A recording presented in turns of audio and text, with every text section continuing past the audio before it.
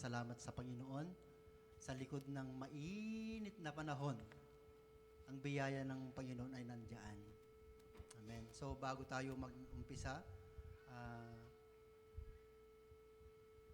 tayo'y manalangin.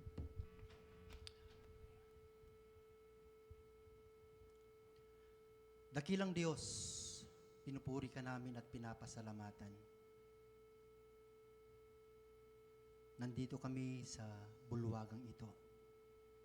Makita mo ang puso ng bawat isa sa amin. Dalangin namin, O Diyos, na patawarin mo kami sa lahat ng aming nagawang kasalanan, mula sa isip, salita at sa gawa, upang kami ay karapat-dapat na sumambit ng mga awit na papuri para sa iyo. I-bless mo ang buhay ng bawat isa sa amin. Ang aming mga puso, O Diyos, ay handang magpuri sa iyo. I-bless mo ang bawat isa, lalong-lalo na, O Diyos, ang iyong gagamitin ngayong gabi na ito, O Diyos, na maghayag ng iyong salita. Salamat, sa iyo lamang papuri, pagsambat, pasalamat sa Kristo pangalan ni Jesus. Amen. So, tayo lahat ay tumayo at i-greet natin ang isa't isa sa pamamagitan ng pagkanta ng "Oh, I Love You with the Love of the Lord."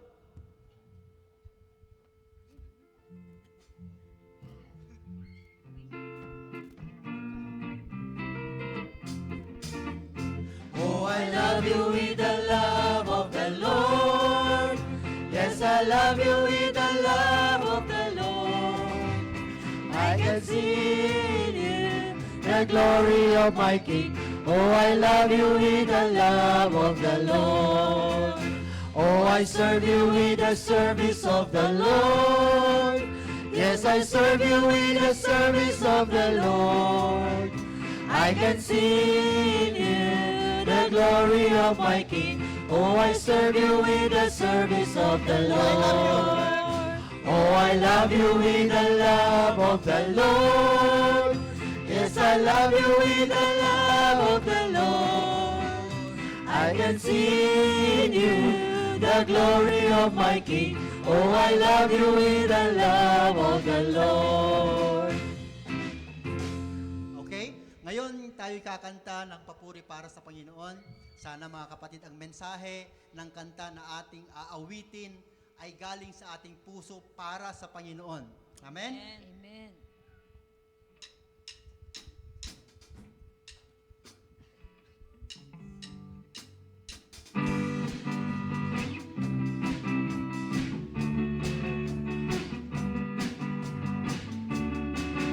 My life is in you, Lord, my strength is in you, Lord, my hope is in you, Lord, in you, is in you. My life is in you, Lord, my strength is in you, Lord, my hope is in you, Lord, in you, is in you. I'll praise you with all of my life. I'll praise you with all of my strength, with all of my life, with all of my strength. All of my hope is in you. My life is in you, Lord, my strength is in you, Lord, my hope is in you, Lord, in you, is in you. My life is in you, Lord, my strength is in you, Lord, my hope is in you, Lord, in you, is in you. I'll praise you with all of my life. I will praise you with all of my strength, with all of my life, with all of my strength. All of my hope is in you. My life is in you, Lord. My strength is in you, Lord. My hope is in you, Lord. In you is in you. My life is in you, Lord. My strength is in you, Lord. My hope is in you, Lord. In you is in you. I'll praise you with all of my life. I'll praise you with all of my strength. With all of my life. With all of my strength. All of my hope is in you. My life is in you, Lord. My strength is in you, Lord. My hope is in you, Lord. In you is in you. My life is in you, Lord. My strength is in you, Lord. My hope is in you, Lord. In you is in you. In you is in you. In you is in you. Is in you. Yes, Jesus, hallelujah. Yes. So ipagpatuloy natin na awitan ng Panginoon. Gaya ng sinabi ko kanina, mga kapatid, kailangan na kantahin natin lahat ng mga mensahe galing sa ating puso para sa Panginoon. At ating namnamin ang kanyang presensya ngayong gabi sa pamamagitan ng pag-awit ng awiting ito.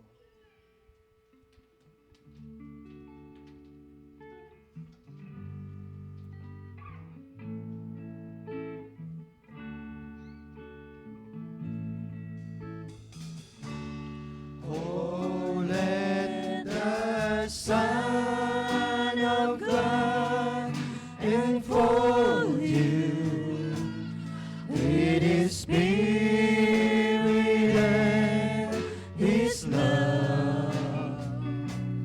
Let Him fill your life and satisfy your soul.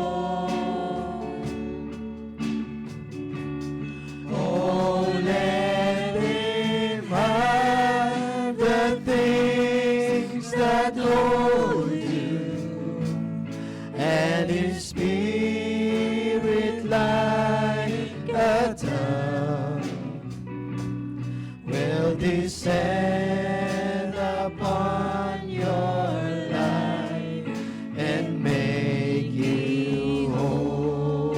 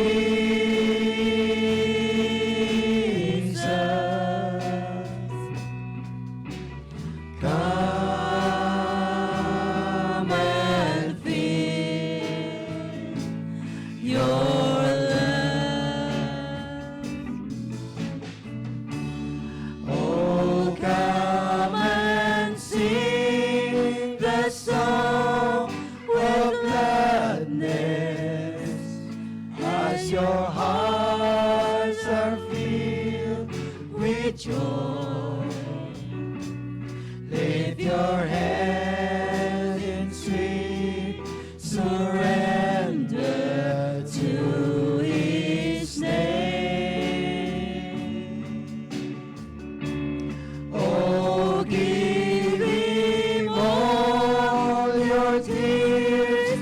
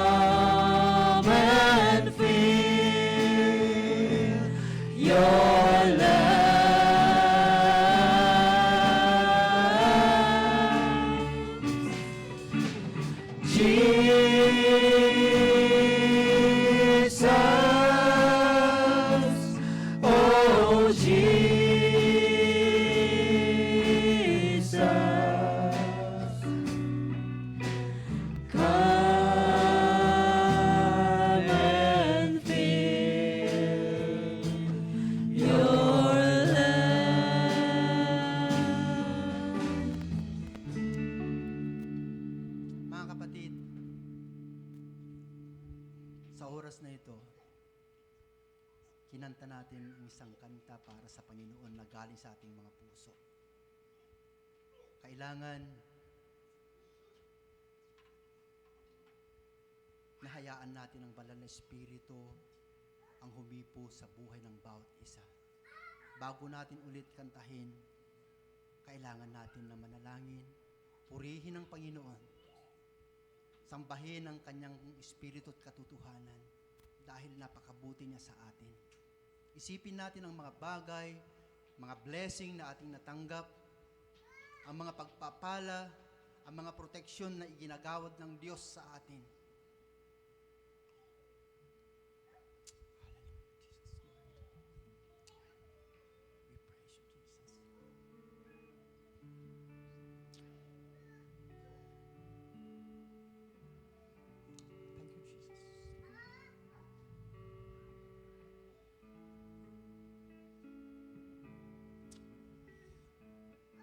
Kantahin ulit natin ang stanza number 1.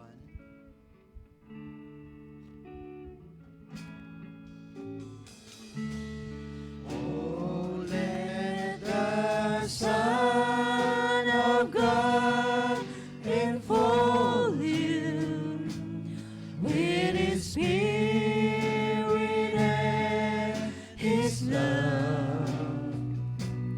Let Him fill your heart and satisfy your soul. Oh, let Him bind the things that hold you, and His Spirit like a dove will descend upon your life and make you whole. Jesus, hallelujah.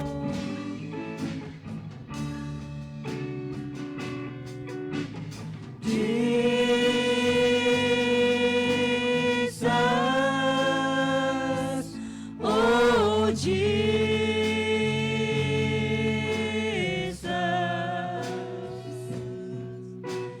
come and fill your lives.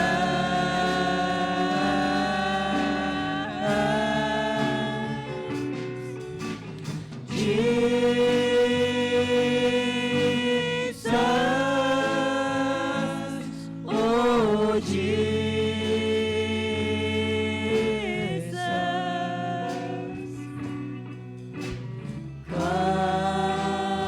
come and For the last time, kakuro. your love.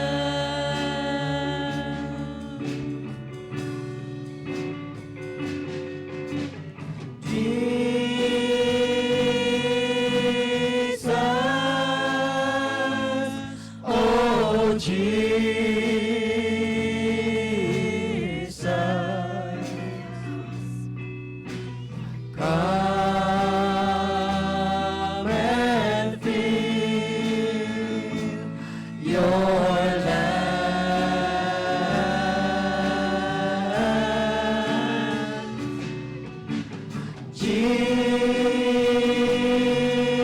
Jesus, oh Jesus,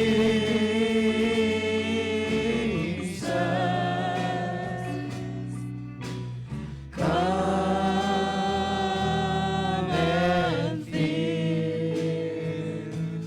your life.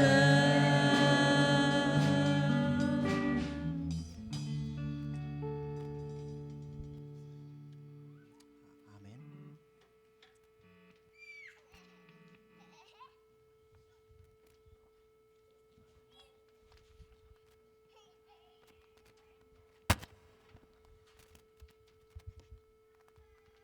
Sound check.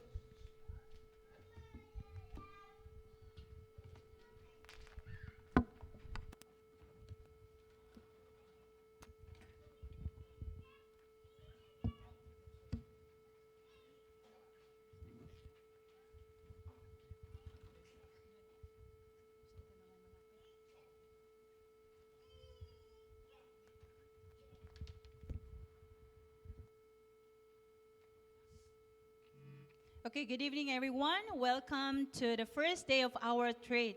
Are you ready to listen to the Word of God? Okay, our scripture meditation is in Psalm 23:1-3. Basahin ko po siya sa Tagalog. Okay, ang Panginoon ay aking pastor, hindi ako mangangailangan. Kaniyang ipinahihiga ako sa sariwang pastulan. Pinapatnubayan niya ako sa siping ng mga tubig na pahingaan.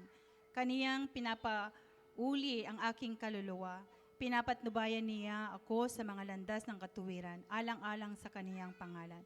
Before we listen to the Word of God, let's take a moment of silence and ask God for the wisdom of knowledge and leading for the Holy Spirit as we listen to thy words.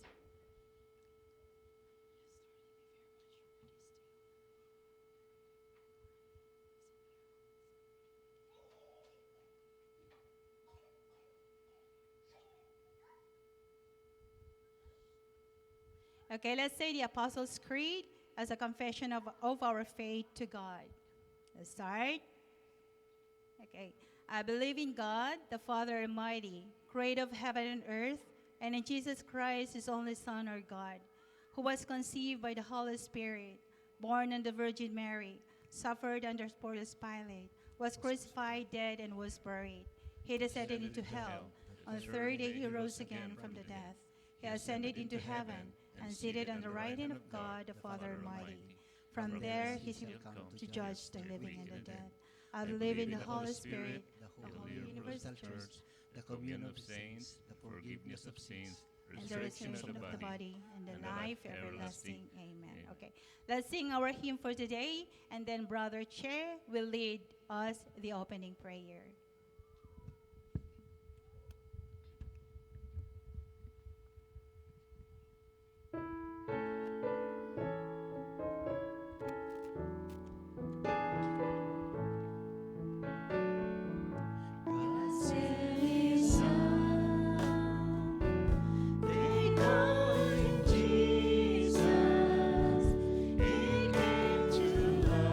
He will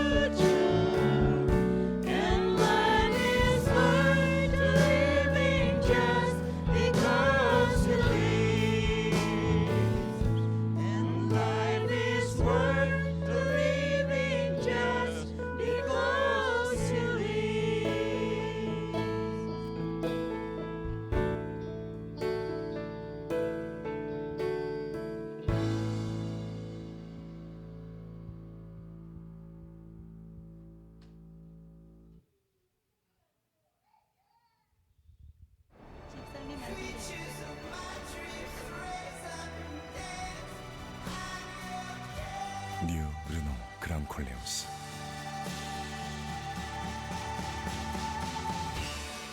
르노.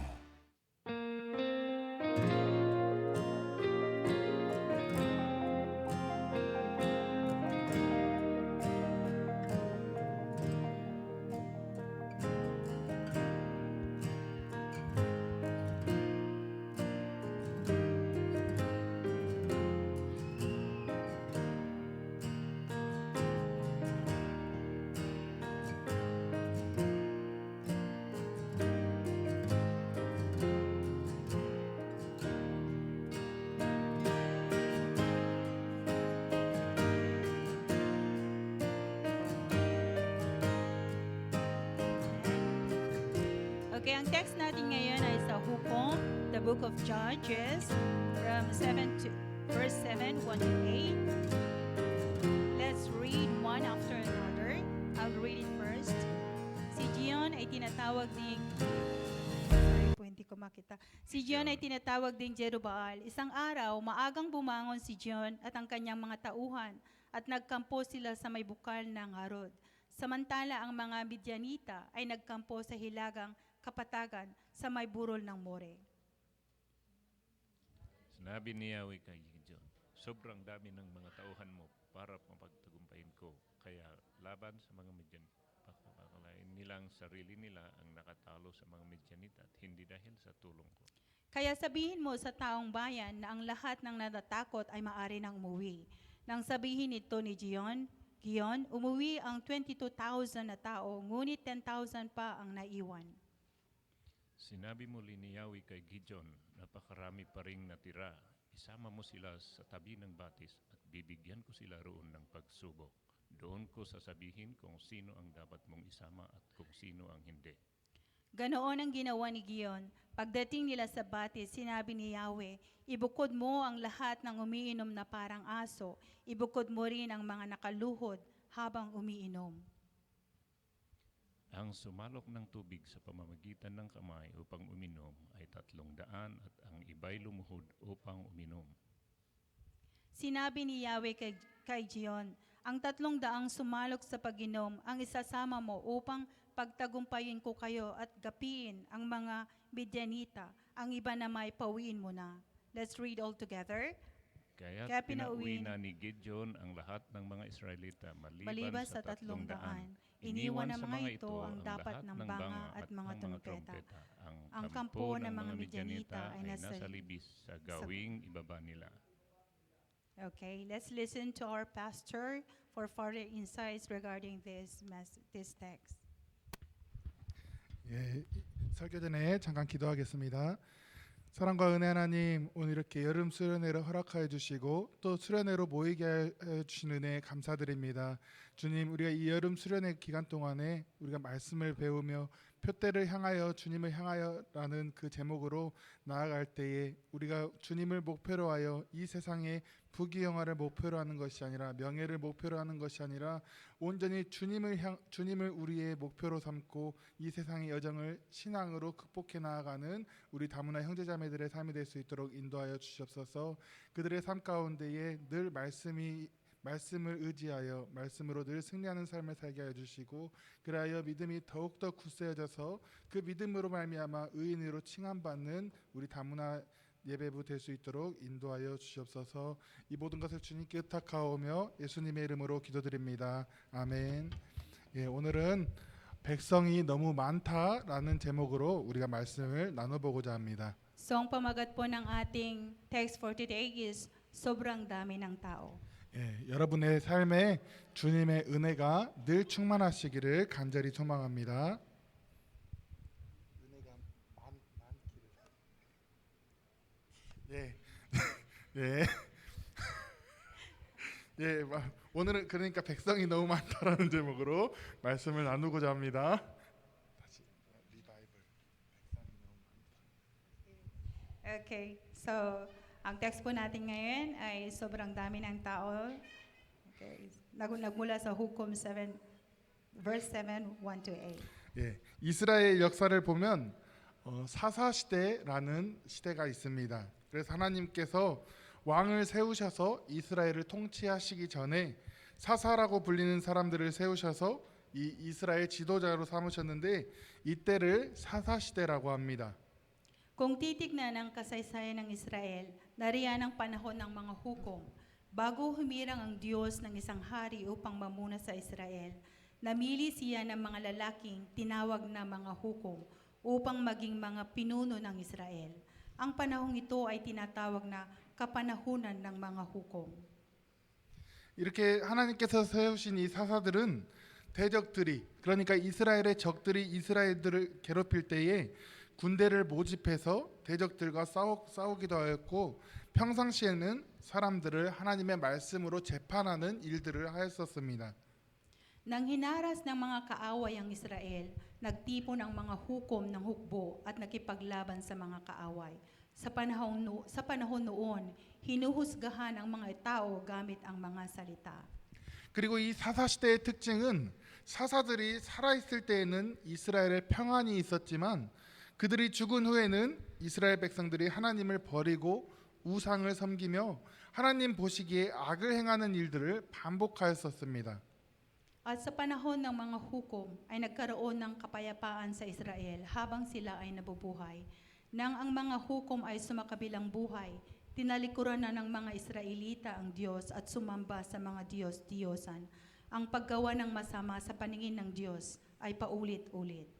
사사기에는 총 12명의 사사가 나오는데 우리가 기억하는 사사가 누가 있습니까? 그리고 그 사사들 중에 오늘은 기드온에 대해서 나눠보고자 합니다. Mayroong kabuang 12 hukom sa aklat na mga hukom. Sino sa mga hukom na naaalala nyo? Sa mga hukom na iyon, tatalakayin natin ngayon si Gideon.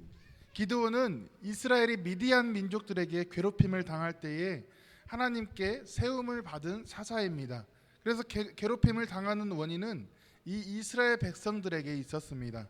Nang ang Israel ay hinaras ng mga Midianita, si Gideon ay hinirang ng Diyos upang maging isang hukom.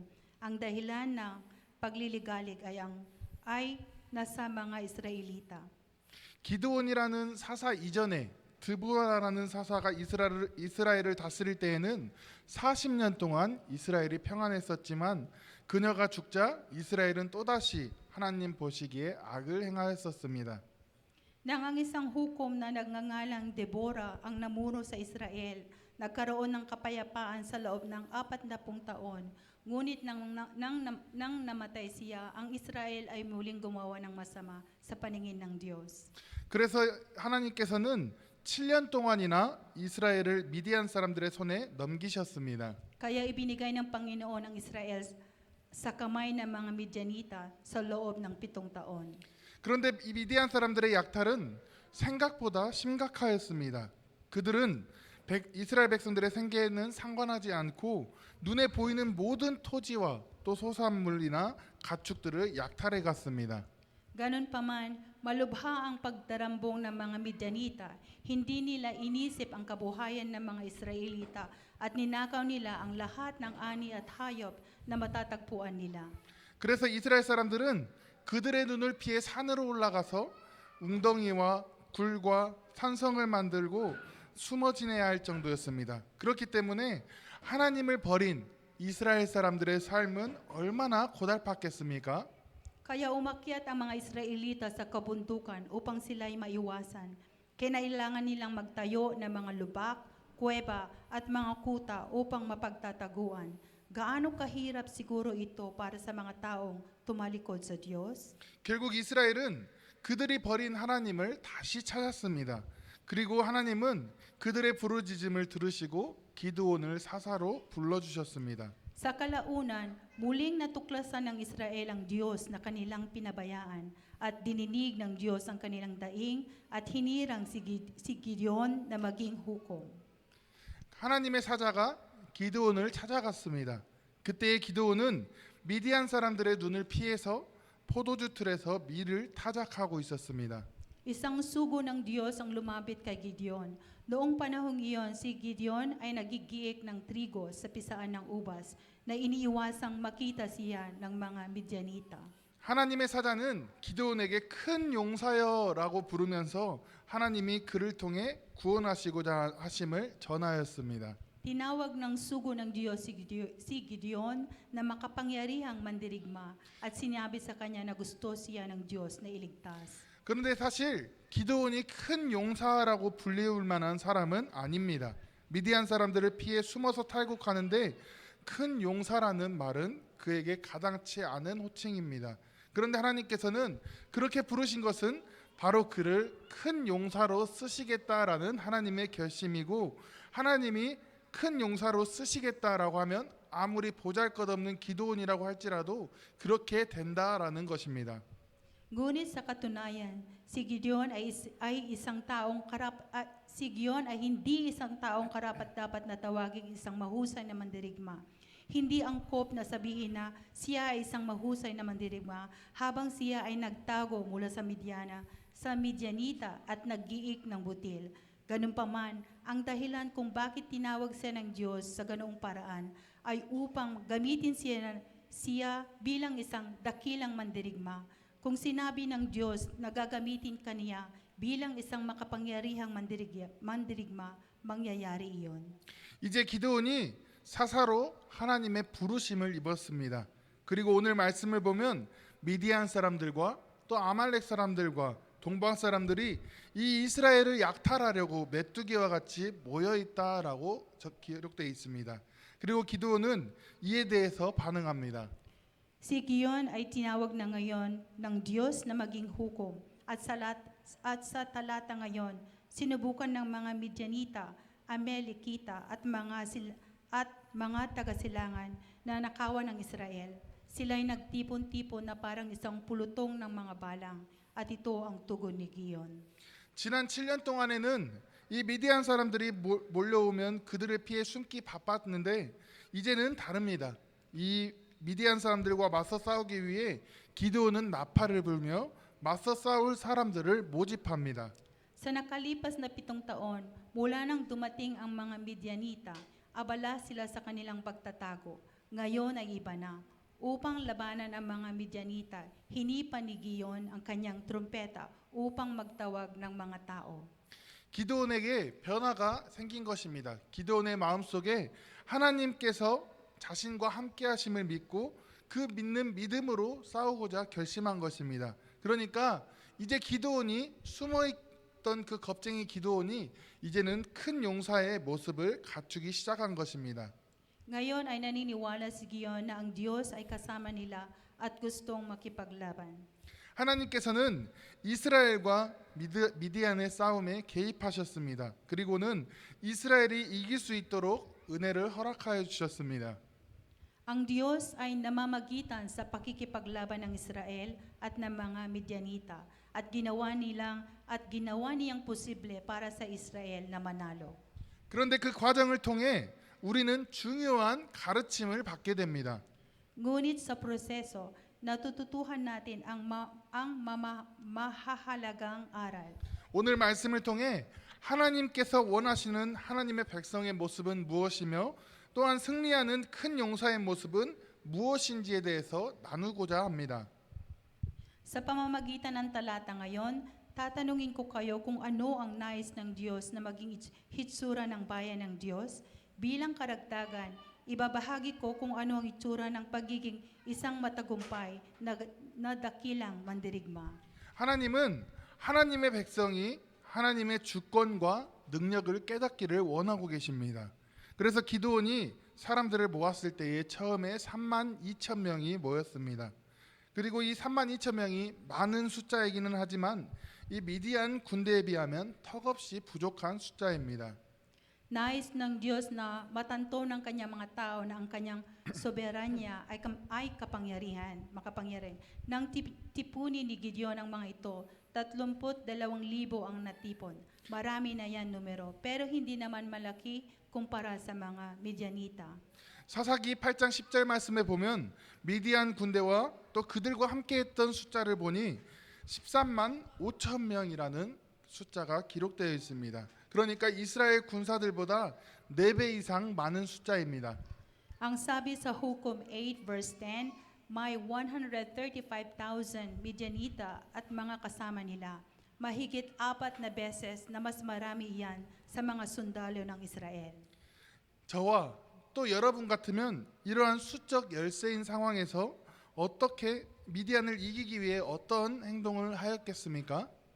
Kung ikaw ay katulad nila, ano ang gagawin mo para matalo ang mga Midianita sa ganitong sitwasyon? 저라면 숫자가 모자르니 더 많은 사람을 모집하자며 사람을 찾아 나섰을 것입니다. 그런데 하나님께서는 이 싸울 사람이 모자르다고 더 모집해오라고 말씀하지 않으십니다. 오히려 그 반대로 말씀하십니다. Kung ako yun, maghahanap ako ng mga taong bagong kaanib pa kasi kulang ang bilang namin. Ganun pa man, hindi tayo hinihiling ng Diyos na magtawag ng mas maraming tao upang lumaban dahil wala tayong sapat na mga tao upang makipaglaban. Pagkus, kabaligtaran ang sinasabi niya. 너를 따르는 백성이 너무 많아서 내가 그들의 손에 미디안 사람을 넘겨주지 아니하리라라고 말씀하십니다. 그리고 왜 숫자가 많다고 하시는지 그 이유에 대해서 말씀해 주시는데 그 이유는 이스라엘이 나를 거슬러 스스로 자랑하기를 내 손이 나를 구원했다 할까 함이니라라고 말씀하십니다. Napakaraming tao ang sumusunod sa inyo kaya hindi ko ibibigay ang mga Midianita sa kanilang mga kamay.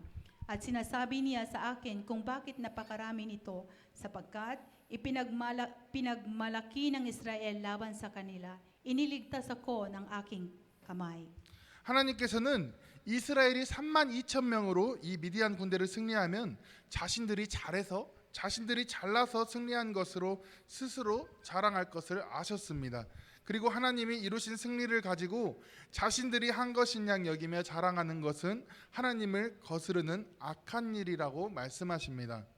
Alam ng Diyos na kung mananalo ang Israel kasama ang 32,000 na katao, ipagyayabang nila ang kanilang tagumpay dahil nagawa nilang mabuti. At ipinagmamalaki ang tagumpay na nakamit ng Diyos na para bang ito ay kanilang sariling kakayahan. 그런데 우리 사람들의 삶 속에 하나님을 거스르는 모습이 많이 있습니다.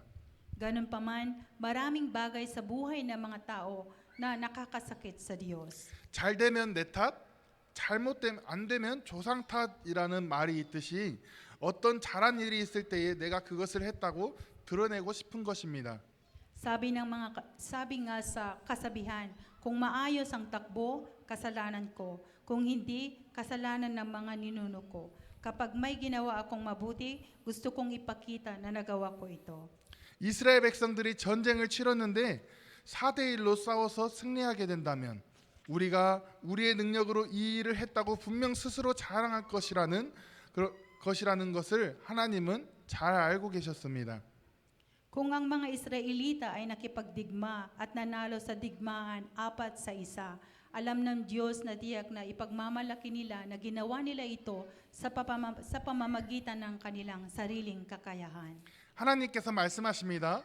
이사야 42장 8절 말씀에 나는 여호와니 이는 내 이름이라 나는 내 영광을 다른 자에게 내 찬송을 우상에게 주지 아니하리라 라고 말씀하셨습니다. Sabi ng Diyos sa Isaiah 42 verse 8, sinabi niya, ako ang Panginoon at ito ang aking pangalan at hindi ko ibibigay ang aking kaluwalhatian sa iba, ni ang aking papuri sa mga Diyos-Diyosan. 하나님께서 하신 일을 통해 하나님께서 영광 받으시기를 원하시는 것입니다. 그래서 하나님이 하신 일을 하나님께 영광을 돌려야 되는 것은 마땅한 일입니다. Nais ng Diyos na luwalhatiin tayo sa pamamagitan ng ating ginawa. Natural lang na dapat tayong magbigay ng kaluwalhatian sa Diyos para sa kanyang ginawa. 그런데 이 세상에는 하나님의 영광을 가로채는 존재들이 많이 있습니다. 하나님이 하신 일을 우상이 가로채고 또 사람이 가로채갑니다. Ganun pa man, maraming nilalang sa mundong ito ang nagnanakaw ng kaluwalhatian ng Diyos. Ang ginawa ng Diyos ay inagaw ng mga Diyos-Diyosan at naghahadlangan ito ng tao. 바람과 비와 햇빛을 주관하셔서 농사를 잘 짓게 하시는 것은 하나님이신데 사람들은 바알에게 제사를 드리며 풍요를 강구하는 일을 행했습니다. Ang Diyos ang nagpapahintulot ng hangin, ulan at sikat ng araw upang umunlad ang mga pananim. Samantalang ang mga tao ay naghahantog at nagdarasal kay Baal para sa kasaganaan. 또한 전쟁에서 승리케 하는 것은 아세라 신이 아님에도 이스라엘 백성들은 우상에게 승리를 기원하고 있었습니다. Kahit na hindi ang Diyos-Diyosan na si Asher ang nagbibigay ng tagumpay sa digmaan, ang mga Israelita ay nananalangin pa rin sa kanilang mga Diyos-Diyosan para sa tagumpay.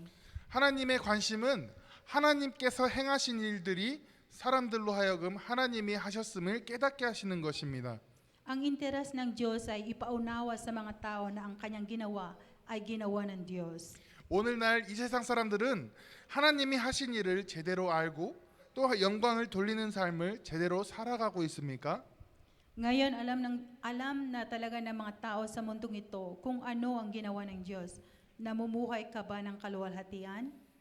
우리가 어떠한 일을 할 때에 재물도 넉넉하고 또 능력 있는 사람들과 함께 하니까 마치 내 물질과 능력을 가지고 일한 것처럼 생각하고 있는 것은 아닌지 우리는 점검해 봐야 합니다. Kapag gumagawa tayo ng anumang trabaho, marami tayong kayamanan dahil nakikipagtulungan tayo sa mga mahuhusay na tao.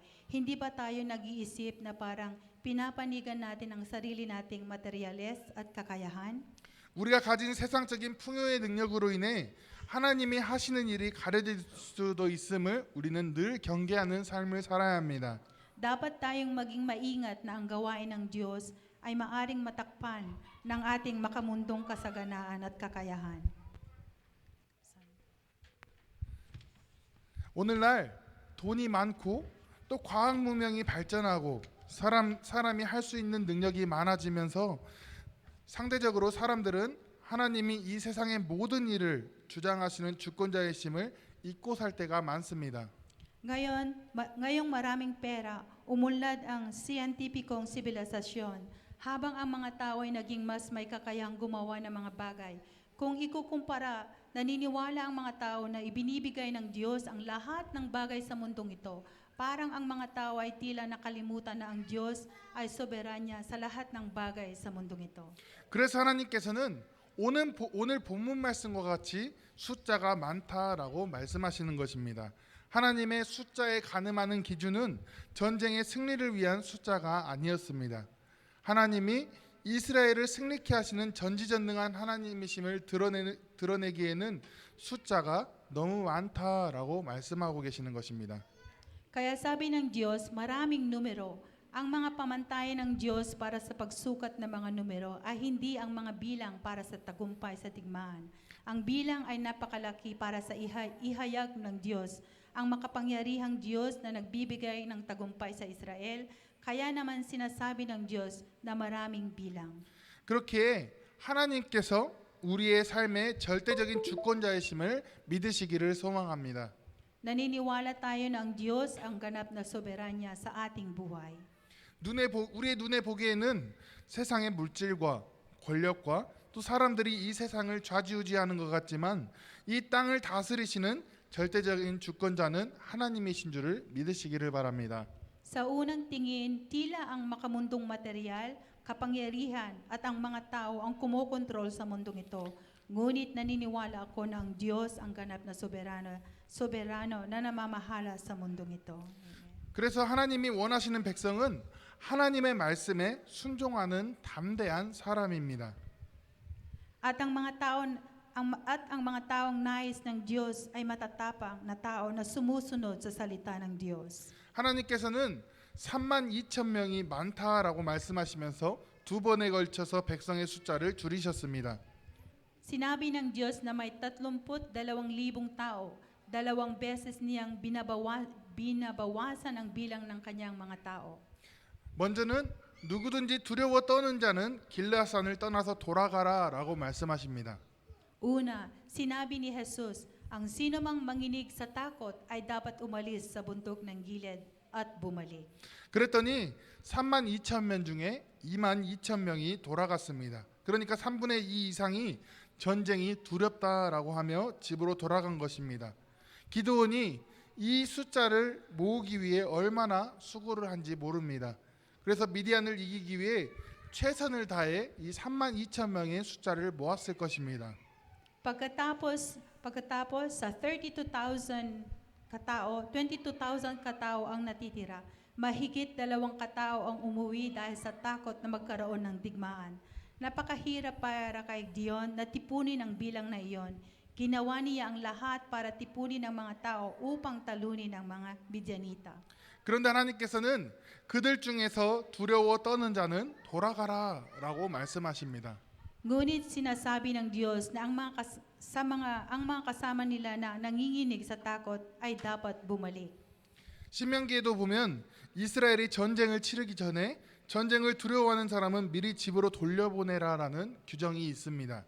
Sa Deuteronomio, bago sumalakay sa digmaan ng Israel, nakasaad na dapat pauna ng pauwiin ang sino mang natatakot sa digmaan. 우리가 여기서 생각해 볼 것은 하나님께서 왜 그들을 두려워하는 자들을 돌려보내는 것이겠습니까? Bakit sinasabi ng Diyos na pabalikin sila? 그들이 전쟁을 두려워하는 것은 하나님이 그들에게 주시는 승리의 약속을 믿지 못하기 때문입니다. Ang kinakatakutan nila sa digmaan ay dahil hindi sila naniniwala sa pangako ng Diyos na tagumpay sa kanila. 그들의 눈에는 하나님의 전지전능하심은 보이지 않고 그 많은 미디안 군대가 전지전능하게 보이는 것입니다. Hindi nila nakikita ang pagiging makapangyarihan ng Diyos sa kanilang mga mata. Ang maraming hukbong iyon ng mga Midianita ay tila makapangyarihan sa lahat. 그렇게 그들은 하나님의 주권을 믿기보다는 미디안 사람들이 자신들을 좌지우지한다는 생각에 두려운 것입니다. Kaya sa halip na maniwala sa soberanya ng Diyos, natatakot sila dahil sa tingin nila ay kontrolado sila ng mga Midianita. 그런데 반대로 두려워하지 않는 이들은 하나님의 전능하심을 믿는 그 믿음으로 담대할 수 있었던 것입니다. 그러니까 승리의 약속을 믿기 때문에 담대했던 것입니다. Ngunit ang mga hindi natatakot sa kabilang banda ay nagawang maging matapang sa pananampalataya sa pagiging makapangyarihan ng Diyos. Matapang silang naniwala sa pangakong tagumpay. 우리의 삶에 있어서 믿음의 역사는 언제 나타납니까? Kailan nagaganap ang gawain ng pananampalataya? 하나님의 약속과 능력을 믿고 담대하게 주님의 일을 하는 그러한 사람들에게 나타나는 것입니다. Ito ay pinapakita sa mga taong naniniwala sa mga pangako at kapangyarihan ng Diyos at buong tapang na gumagawa ng gawain ng Panginoon. 그렇게 단순하게 믿음으로 담대히 하나님을 순종하는 자들이 믿음의 역사를 경험하는 것입니다. Ang mga taong buong tapang na sumusunod ng may pananampalataya ay nararanasan ang gawain ng pananampalataya. 이제 전쟁을 치르기로 작정한 담대한 사람 1만 명이 남았습니다. Ngayon ay may 10,000 kalalakihan na natitira na matapang na lumaban sa digmaan. 그런데 하나님께서 기드온에게 말씀하시기를 백성이 아직도 많으니라고 말씀하십니다. Ngunit sinabi ng Diyos kay Gideon, marami pa rin ang mga tao, sabi nga niya. 하나님께서 1만 명으로 미디안을 이기게 하시면 아직도 그들이 분명히 하나님이 아닌 자신들의 힘으로 미디안을 이겼다고 자랑할 것이기 때문입니다.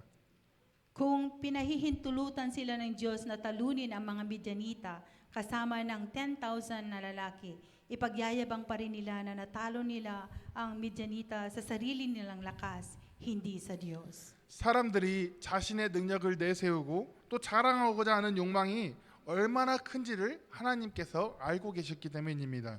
Kaya naman, ang mga tao ay nagsusulong ng kanilang mga kakayahan at pagsisikap. Alam ng Diyos kung gaano kalaki ang pagnanais nilang magyabang. 사람들에게 나를 내세우고자 하는 그러한 욕망이 얼마나 큰지 우리는 알아야 합니다.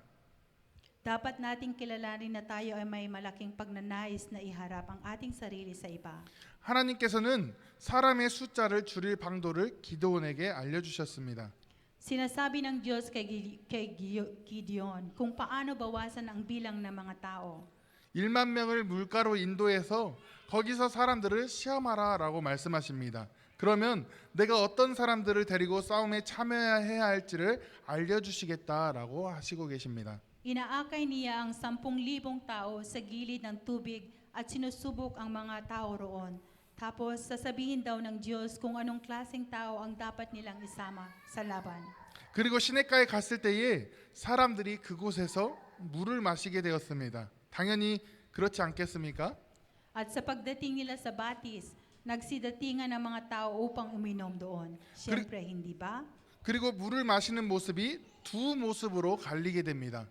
At ang paraan ng pag-inom nila ng tubig ay nahati sa dalawang anyo. 한 사람들은 개가 핥는 것처럼 엎드려서 물을 먹는 사람들이 있었습니다. May mga taong umiinom ng tubig sa pamamagitan ng paghiga na parang asong dumitila. 그리고 어떤 사람들은 무릎을 꿇고 손으로 움켜 입에 대고 먹는 사람들이 있었습니다. At may mga lumuhod at hinawakan ang kanilang mga kamay at inilagay sa kanilang bibig upang uminom. 그런데 하나님께서는 두 번째 무리인 손으로 움켜 입에 대고 물을 마시는 사람들과 함께 미디안에 싸우려고 하셨는데 그 수가 불과 300에 불과하였습니다. Ganun pa man, sinabi ng Diyos sa kanila na labanan ang mga Midianita kasama ang mga umiinom na nakataas ang kanilang mga kamay sa kanilang mga bibig. Ngunit ang mga miyembro ng mga taong iyon ay 300 lamang. 하나님께서는 이 300명으로 너희를 구원할 것이다 라고 말씀하십니다. Sinabi ng Diyos kay Gideon na ililigtas siya kasama ang 300 ito. 그리고 9,700명은 다 돌아가라 라고 하십니다. Lahat ng 9,700 katao ay sinabihan ng bumalik. 지금 미디안과 싸울 300명의 사람은 다른 사람보다 전투력이 좋아서 뽑으신 것이 아닙니다. 단지 하나님이 승리케 하심을 드러내기 위해 그 300명을 뽑은 것에 불과합니다. Ngayon, 300 na lalaki na lang ang lalaban sa mga Midianita. Hindi sila pinili ng Diyos dahil mas magaling silang lumaban kaysa sa iba.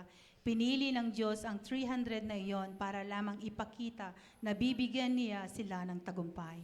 이렇게 되면 숫자상으로 이스라엘이 미디안 군대를 이길 가능성은 없습니다. 한 사람이 450명을 상대해야지 이길 수 있는 상황입니다. Sa kasong ito, walang pagkakataon na ang Israel ay talunin ang mga Midianita sa bilang na kailangan nilang lumaban sa 450 katao upang manalo. 하나님께서는 이스라엘 군대를 사람들이 보기에 아주 약한 군대로 만드셨습니다. 그런데 우리가 생각해 본다면 왜 그렇게 하셨겠습니까? 그것은 바로 하나님께서 하나님의 강함을 드러내시고자 하셨기 때문입니다. Ginawa ng Diyos ang hukbo ng Israel na isang napakahina na hukbo sa paningin ng mga tao. Bakit? Ito ay dahil nais niyang ipakita ang lakas ng Diyos. 여러분의 삶에 약함이 있으십니까? 혹은 어려움이 있으십니까? 그것으로 인해 걱정하지 마시기 바랍니다. 그때는 하나님의 강함을 드러내고자 하시는 하나님의 계획이 있기 때문입니다. May mga kahinaan ba kayo? Huwag kayong mag-alala. Ito ay dahil may plano ang Diyos na ipakita ang kanyang lakas sa panahong iyon. 바울도 고백합니다. 고린도후서 12장 10절 말씀에 그러므로 내가 그리스도를 위하여 약한 것들과 능욕과 궁핍과 박해와 공고를 기뻐하노니 이는 내가 약한 그때의 강함이라. 아멘. Umamin din si Pablo sa 2 Corinto 12 verse 10, dahil dito maligaya ako sa aking kahinaan, sa mga panlalait sa akin, sa mga pasakit, pag-usig at sa mga paghihirap alang-alang kay Kristo, sapagkat kung kailan ako mahina, saka naman ako pinalalakas ng Diyos. 내가 약해짐으로 하나님의 강함이 드러나는 것은 복입니다. 반대로 내가 강함으로 하나님이 감추어지는 것은 저주와도 같은 삶입니다. Isang pagpapala na ang lakas ng Diyos ay naihayag sa pamamagitan ng ating kahinaan. Sa kabaligtaran, ang pagtatago ng Diyos dahil sa ating lakas ay parang isang sumpa. 하나님은 이스라엘을 약하게 하셔서 하나님의 전능하심을 경험하는 복을 허락하신 것입니다. Pinahina ng Diyos ang Israel. Gusto niyang ipagpalain sila na maranasan ang pagiging makapangyarihan ng Diyos. 이제 미디안 군대와 싸울 이스라엘 사람 군대는 300명밖에 남지 않았습니다. Ngayon, 300 katao na lang ang natitira para labanan ang mga Midianita. 그리고 워낙 워낙 적은 숫자가 남았기 때문에 이제는 자신들의 힘으로 미디안 사람들을 이겼다라고 말할 수 없는 그런 극단적인 상황까지 가게 되었습니다. At dahil kakaunti na ang natitira sa kanila, ngayon ay napunta na sila sa sukdulan kung saan hindi nila masasabi na natalos nila ang mga Midianita sa pamamagitan ng kanilang sariling lakas. 그런데 문제는 남은 300명 또한 떠나가는 동료들을 보면서 불안한 마음이 생겼을 것입니다. 남아있는 300명 또한 하나님께서 300명까지 줄이실 것은 생각하지 못하였을 것입니다. Pero ang problema ay sila rin, tiyak na nakaramdam ng pagkabalisa nang makita ang kanilang mga papaalis na kasama. Ang natitirang 300 katao ay hindi malalaman na ang Diyos ay magbabawas sa kanila ng 300. 어떤 사람들은 나도 무섭다고 말하고 진작에 갈 걸이라고 말하며 후회했을지도 모릅니다. Sabi nga ng iba, uwi na ako kasi natatakot ako. Baka pinagsisisihan ko ito. 이때에 기드온 또한 두려운 마음이 생긴 것 같습니다. Tila nagkaroon ng takot si Gideon. 그래서 하나님께서 말씀하십니다. 내가 내려가기를 두려워하거든 내 부하 부라와 함께 진영으로 내려가서 그들이 하는 말을 들으라라고 말씀하십니다. Kaya sabi ng Diyos, sinasabi niya, kung natatakot kang bumaba ka sa kampo kasama ang iyong lingkod na si Bura at makinig sa kanilang sasabihin. 그런데 기드온에게 두려워하는 마음이 있었는지 하나님의 말씀대로 자신의 부하와 함께 미디안 진영에 몰래 들어가서 미디안 사람 2명이 하는 말을 듣습니다. Ganun pa man, malamang na natakot si Gideon, kaya palihim siyang pumasok sa kampo ng mga Midianita kasama ang kanyang mga tauhan ayon sa salita ng Diyos at nakinig sa sinasabi ng dalawang Midianita. 한 미디안 사람이 자신이 꾼 꿈 이야기를 합니다. Isinalaysay ng isang Midianita ang isang panaginip niya. 한 보리떡 덩어리가 굴러와서 미디안 진영을 덮쳤다라고 말합니다. 그리고 그 꿈 이야기를 들은 다른 미디안 사람은 이렇게 해석합니다. Isang tinapay na sebada ang gumugulong at tumama sa kampo ng mga Midianita. At ganito ang interpretasyon ng isa pang Midianita na nakarinig ng kwento ng panaginip. 이것은 기드온의 칼이고 하나님의 미디안과 그 모든 진영을 그의 손에 넘겨주셨다라고 말합니다. Ito ang tabak ni Gideon at ibinigay ng Diyos ang kanyang mga kamay Diyos sa kanyang mga kamay ang mga Midianita at ang lahat ng kanilang kampo. 지금 기드온은 미디안 사람들을 두려워하고 있는데 반면에 미디안 사람들은 기드온과 하나님을 두려워하고 있는 상황인 것입니다. Ngayon si Gideon ay natatakot sa mga Midianita. Sa katunayan, natakot ang mga Midianita kay Gideon at sa Diyos. 이 말을 듣고 기드온은 하나님께서 자신들에게 승리를 주실 것을 확신하였습니다.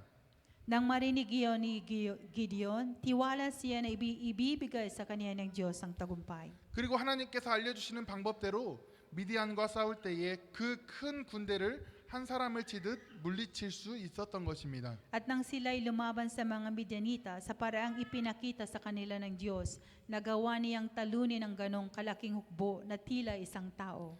하나님께서 기드온을 사사로 처음 부르실 때에 미디안 사람들의 눈에 포도주 틀에서 밀타작을 하는 그에게 큰 용사라고 부르셨는데 정말로 기드온은 300명의 용사들과 함께 큰 전쟁에서 승리한 큰 용사가 되었습니다.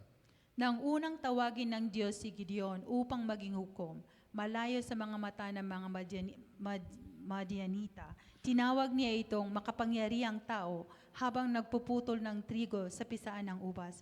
Tunay ngang naging makapangyarihang tao si Gideon na nanalo sa isang malaking digmaan kasama ang 300 na mandirigma.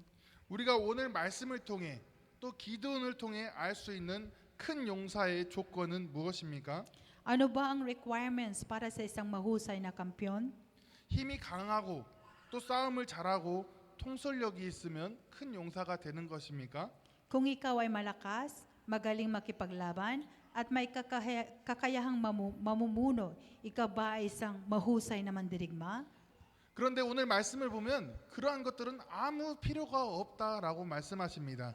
하나님의 함께 하심을 믿고 말씀에 순종을 하는 자가 큰 용사라고 말씀하시는 것입니다. Hindi. Naniniwala sila sa presensya ng Diyos at namumuhay sa pagsunod sa salita ng Diyos. 하나님께서 함께 해 주실 것을 믿고 담대하게 싸우는 자가 큰 용사가 되는 것입니다. Naniniwala na bibigyan siya ng Diyos ng tagumpay. Siya na matapang na nakikipaglaban ay nagiging isang makapangyarihang tao. 하나님께서 우리의 삶 속에 우리가 가진 것을 줄이실 때가 있습니다. May mga pagkakataon sa buhay natin na binabawasan ng Diyos ang mayroon tayo. 때로는 우리가 가진 재물을 제거하실 때가 있습니다. Minsan nakakaalis siya ng kayamanan. 혹은 사람을 제거하실 때가 있습니다. May mga pagkakataon na tinatanggal ng Diyos ang mga tao. 아니면 육신의 건강이 줄어들 때도 있습니다. May mga pagkakataon na bumababa ang kalusugan ng katawan. 어쩔 때는 교회 또한 어려울 때를 맞이할 때가 있습니다. May mga pagkakataon na ang simbahan ay nahaharap din sa mahihirap na panahon. 그런데 그러한 과정을 통해 하나님께서 보시고자 하시는 것이 있습니다. Ganun pa man, may isang bagay na nais makita ng Diyos sa pamamagitan ng prosesong ito. 바로 하나님에 대한 믿음입니다. Ito ay pananampalataya sa Diyos. 하나님께서 선하신 일을 계획하고 있음을 믿고 우리는 그저 그 믿음으로 나아가는 것입니다. 그래서 하나님만 신뢰하며 담대히 살아가는 믿음의 큰 용사를 만들고자 하시는 것입니다. Tungkol ito sa pagtitiwala na ang Diyos ay nagbabalak ng isang bagay na mabuti at sumusulong. Kaya naman nais ng Diyos na gumawa ng mga dakilang mandirigma ng pananampalataya na nagtitiwala lamang sa Diyos at namumuhay ng buong tapang. 말씀을 정리하겠습니다.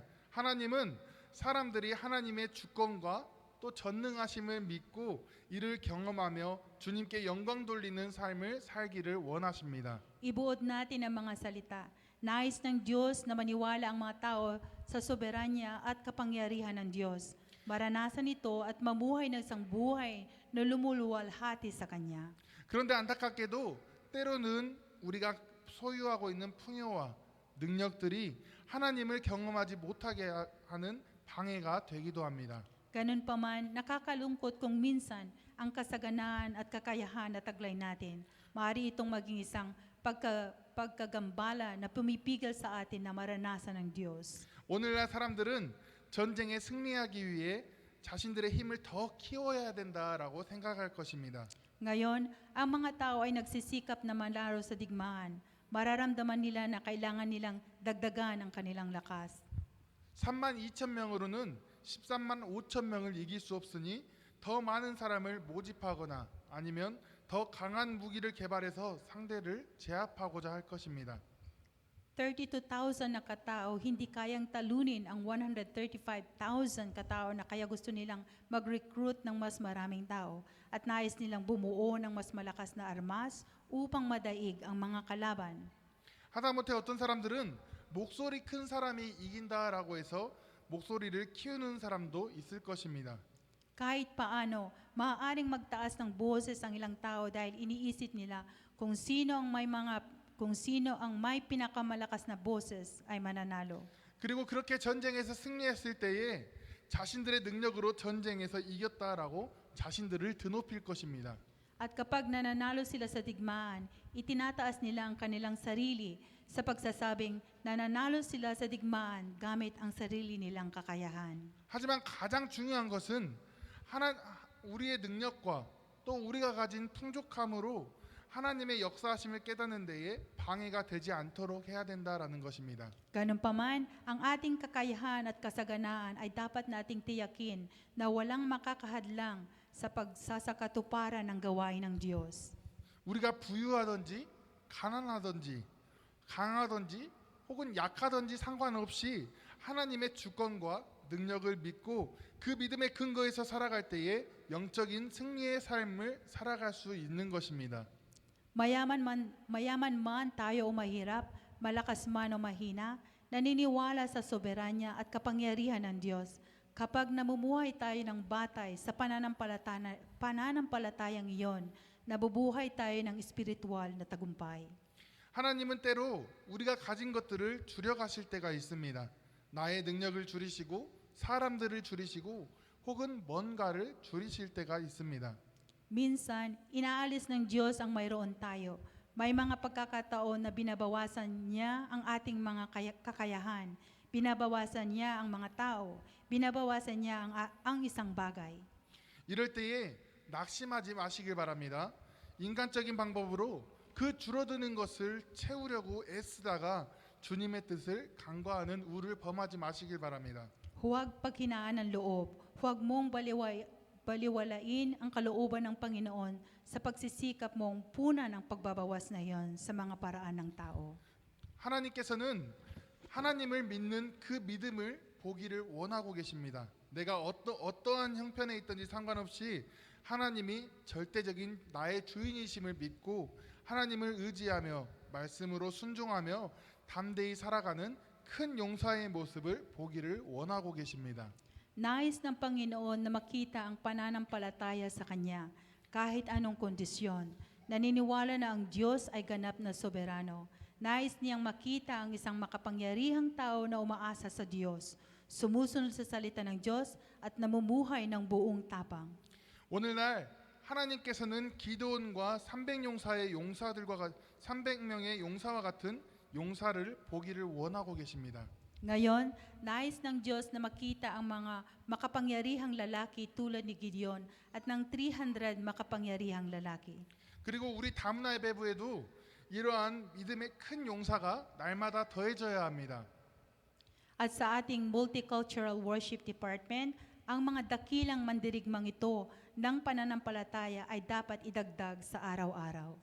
간절히 원하기는 우리에게 다가오는 모든 사건들을 통해서 하나님의 주권과 능력을 경험하고 하나님께 영광 돌리는 큰 믿음의 용사의 삶을 살아갈 수 있기를 간절히 소망합니다. Taimtim nating hangarin na sa lahat ng pangyayaring dumarating sa atin ay maranasan ang soberanya at kapangyarihan ng Diyos. Taimtim akong umaasa na mabubuhay tayo sa buhay ng isang mandirigma ng pananampalataya at mananampalataya na nagpaparangal sa Diyos. 네, 기도하겠습니다. 참 사랑과 은혜 하나님, 저희들 기드온과 같은 큰 용사의 삶을 살게 하여 주시옵소서. 때로는 우리가 주님의 영광을 가로채는 그런 불의한 삶을 살지는 않는지 우리가 늘 그러한 삶을 경계하며 살게 하여 주시고 또한 온전히 주님께만 영광 올려드리는 겸손한 자의 삶이 될 수 있도록 인도하여 주시옵소서. 때로는 우리의 삶에 우리가 감당하지 못할 어려움이 찾아와 우리의 마음을 낭만케 하고 좌절시킬 때가 있음을 고백합니다. 그러나 그러한 모든 사건들 하나하나 순간 동안에 우리의 믿음을 보기를 원하시고 그 믿음으로 말미암아 모든 사건으로부터 승리하는 삶을 보기를 원하시는 주님의 뜻을 기억하며 우리가 주님께 맡겨드리며 우리의 힘으로 애쓰는 삶이 아니라 온전히 주님께 맡겨드릴 수 있는 믿음을 우리 다문화 예배부 형제 자매들의 삶에 허락하여 주시옵소서. 그래야 그들의 믿음이 날로 자라나 주님께 큰 용사라고 칭함받는 은혜를 허락하여 주시옵소서. 그래서 이제는 그 믿음으로 말미암아 살아갈 수 있는 은혜를 허락하여 주시옵소서. 이 모든 것을 주님께 의탁하오며 예수님의 이름으로 기도드립니다. 아멘.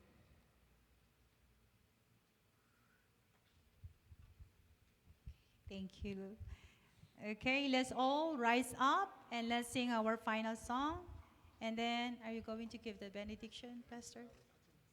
And then we're going to take a pictures. After the benediction. I'm so sorry. Okay, let's all rise up and then let's sing our final song. And then Pastor will give us the benediction. And then after that, we're going to take a picture.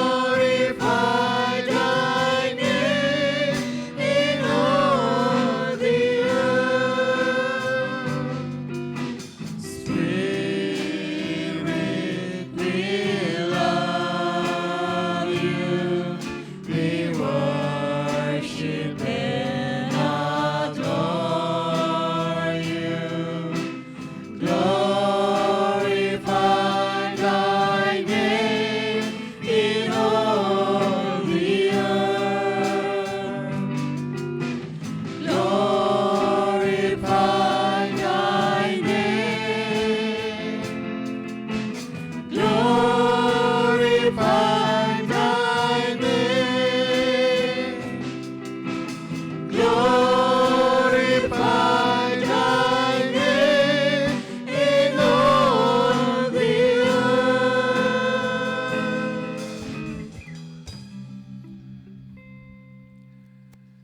이제는 우리 주 예수 그리스도의 은혜와 극진하신 하나님의 사랑하심과 성령님의 감화 감동 교통하심이 오늘 우리가 말씀에서 배운 기드온과 같이 또 우리 수련의 주제어처럼 표대를 향하여 가는 여정에서 우리가 오직 필요한 것은 믿음뿐임을 기억하고 우리가 기드온처럼 큰 용사여라고 칭함받기를 소망하는 우리 다문화 형제 자매들 머리머리 위에 그 가정과 자녀들과 기업 위에 또 이들에게 속한 모든 영혼들 위해 이 나라 이 민족 위에 이제부터 영원토록 함께 하시기를 간절히 축원하옵나이다. 아멘. 형준이가 늘 그랬어요. 엄마, 저 사람이 예수님일 줄 몰라. 가장 보잘것없이 찾아오는 그 모습이 예수님의 모습일